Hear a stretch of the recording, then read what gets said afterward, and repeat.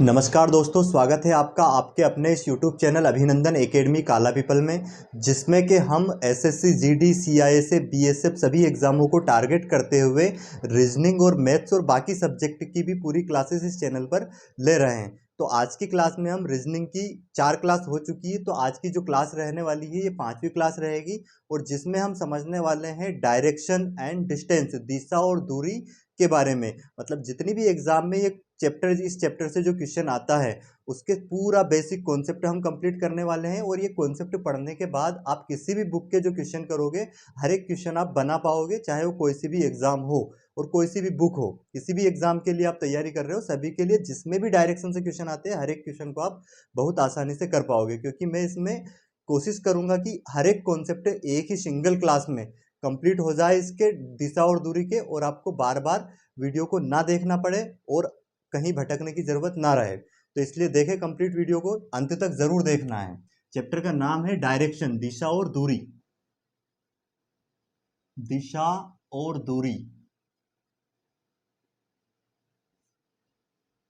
Direction and distance.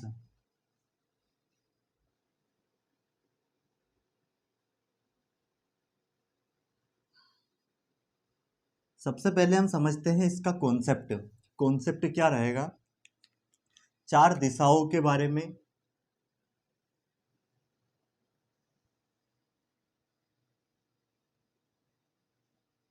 ये जो यहाँ पे डायरेक्शन रहेगी ये रहेगी पूर्व, जिसको हम बोलते हैं ईस्ट।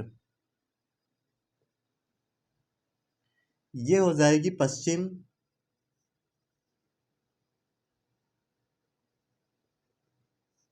जिसको हम बोलेंगे वेस्ट।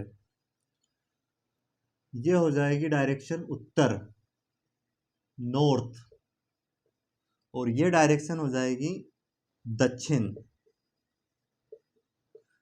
जिसको बोला जाता है इंग्लिश में साउथ।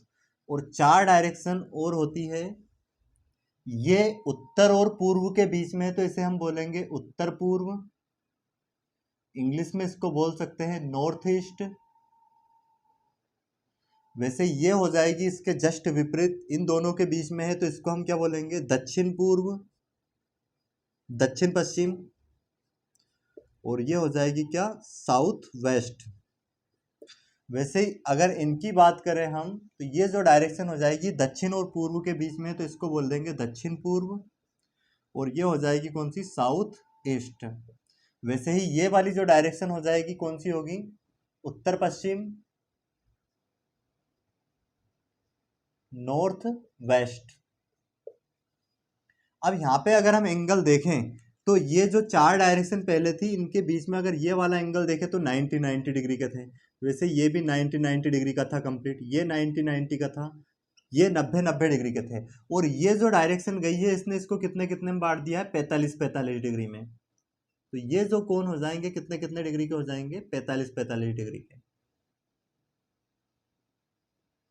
ये 45, ये भी 45 और ये भी 45। वैसे ये भी कितना हो जाएगा? 45। अगर हम कंप्लीट एंगल की बात करें तो ये हो जाएगा कितना डिग्री? 360 डिग्री, क्योंकि कंप्लीट जो पूर्ण कोण होता है, पूरा एक रोटेट करने में जो चक्कर ये लगता है, कितने डिग्री से घूम जाती है, कोई जैसे घड़ी की सुई की अगर हम बात करें तो पूरा एक चक्कर लगाने में उसको 360 डिग्री कवर करना पड़ता है। तो वैसे ही अब यहाँ पे समझे डायरेक्शन के बारे में। ये वाली जो डायरेक्शन रहेगी इसमें, इसको हम बोलेंगे दक्षिणावर्त दिशा। इसको बोला जाता है पहले तो क्लॉकवाइज, और क्लॉकवाइज का मतलब होता है घड़ी की दिशा में। क्लॉकवाइज, घड़ी की दिशा में, घड़ी की दिशा में। इसी को बोला जाता है दक्षिणावर्त दिशा, दक्षिणावर्त दिशा। मतलब जिस दिशा में घड़ी का कांटा जो घूमता है उसे घड़ी की सुई की दिशा में हम बोलेंगे, घड़ी की दिशा बोल सकते हैं, या फिर घड़ी की सुई की दिशा,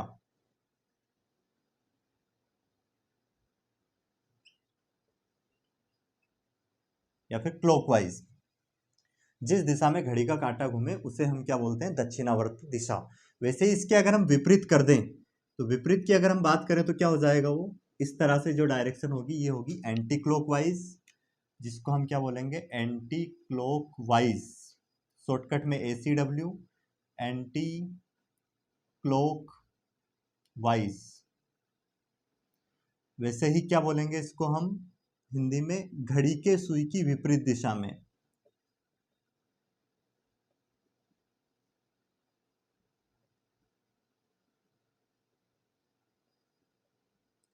और ये हो जाएगा क्या, इसको बोलते हैं वामावर्त दिशा, वामावर्त दिशा।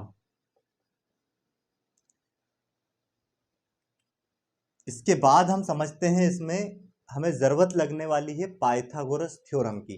तो क्या होती है पाइथागोरस थ्योरम, उसको समझने का प्रयास करें आप पहले। इस चैप्टर में जो भी जितना भी बेसिक जो जरूरत लगेगी उसकी, उसको पहले हम कंप्लीट कर लेते हैं आज के लेक्चर में। उसके बाद जो नेक्स्ट क्लास रहेगी इसकी, कल की क्लास, उसमें जो इसमें 3 टाइप के क्वेश्चन बनते हैं, वो तीनों टाइप के क्वेश्चन हम बहुत आसानी से उसको सीखने के, जो टाइप बनते हैं हर एक टाइप को आसानी से सीखने का प्रयास करेंगे। पहले उनका कॉन्सेप्ट समझेंगे और उसको ट्रिक से भी सोल्व करेंगे, ताकि आप फिर प्रत्येक क्वेश्चन कर पाओ बुक के। पाइथागोरस थ्योरम ये होती है, इसमें एक राइट एंगल ट्रायंगल होता है। तो जहां भी ये आकृति दिखे आपको, एल आकृति, इसका मतलब यहाँ पे एक 90 डिग्री का एंगल है। और इस त्रिभुज में अगर हम देखें तो ABC में ये वाली जो भुजा 90 डिग्री के सामने वाली भुजा होती है, ये कर्ण होती है, सबसे बड़ी भुजा होती है ये। और ये लंब हो जाएगा, और ये हो जाएगा इसका क्या, आधार।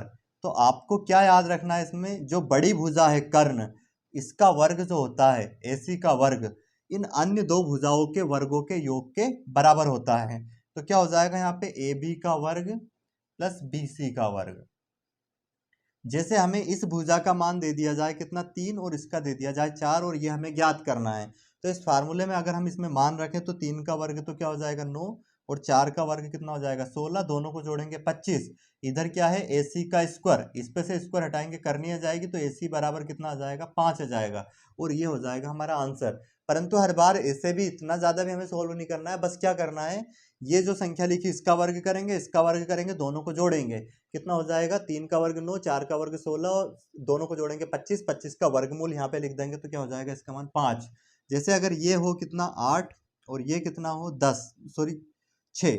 अब इसका मान हमें निकालना है इस भुजा का, तो कैसे निकालेंगे, 8 का वर्ग होता है कितना 64, 6 का होता है 36, 64 और 36 को अगर हम प्लस करें तो 100, और 100 का वर्गमूल आ जाएगा 10, मतलब इस भुजा का मान कितना आ जाएगा 10 आ जाएगा।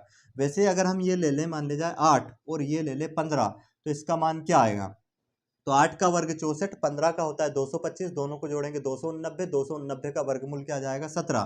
तो ये हो जाएगा यहाँ पे इसका मान 17। 20 तक वर्ग याद होना बहुत जरूरी है ना, 20 तक तो वर्ग याद कर ही लेना है आपको। इसके बाद क्या होता है यहाँ पे, अगर ये हो जाए मान ले जाए 5, और ये हो जाए 12, तो ये क्या होगी, तो 5 का वर्ग कितना होता है 25, 12 का 144, दोनों को जोड़ेंगे 169, तो इसका मान कितना हो जाएगा 13। इसका वर्गमूल निकालेंगे, तो ये पाइथागोरस थ्योरम याद होनी बहुत जरूरी है। अब इसके बाद हम देखते हैं इसमें क्या कॉन्सेप्ट है, एक